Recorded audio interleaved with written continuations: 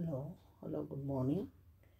ಈಗ ನಾನು ENK level 1 ಮೈ neighbourhood ಥೀಮಲ್ಲಿ language game ಸೆಗ್ಮೆಂಟ್ನ explain ಮಾಡಿ. ಸೊ ಇಲ್ಲಿ ಲ್ಯಾಂಗ್ವೇಜ್ ಗೇಮ್ ಐ ಸ್ಪೈ ಮೊದಲು ಮಕ್ಕಳಿಗೆ ರೂಲ್ಸ್ನ ಎಕ್ಸ್ಪ್ಲೈನ್ ಮಾಡಬೇಕು. ಈಗ ಐ ಸ್ಪೈ ಇದೇನು ಅಂದರೆ ಫಸ್ಟು 2 ಲೈನ್ಸ್ ಮಾಡಿಸ್ಬೇಕು ಮಕ್ಕಳು. ಫಸ್ಟ್ 2 ಲೈನ್ ಮಾಡಬೇಕು.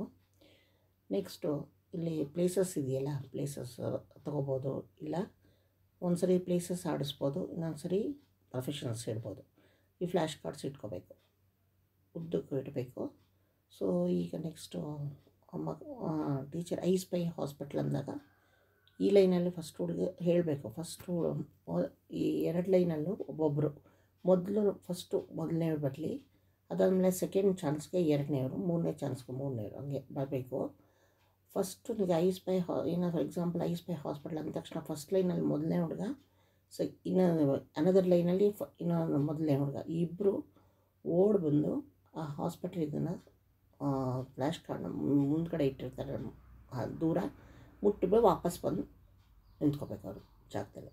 ಯಾರು ಫಸ್ಟ್ ಬಂದು ನಿಂತ್ಕೋತಾರೋ ಅವ್ರಿಗೆ, ಆ ಲೈನ್ ಅವ್ರಿಗೆ 1 point.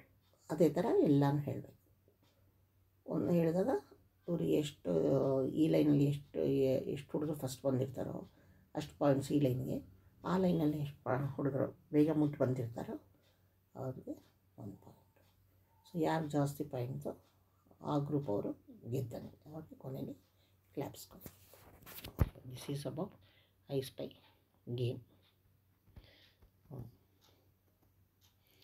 Next touches the card gets the point for is our group. So this is about ಅಷ್ಟೇ. Okay, thank you. ಲೈಕ್ ಮಾಡಿ, ಶೇರ್ ಮಾಡಿ, ಸಬ್ಸ್ಕ್ರೈಬ್ ಮಾಡಿ. Thank you.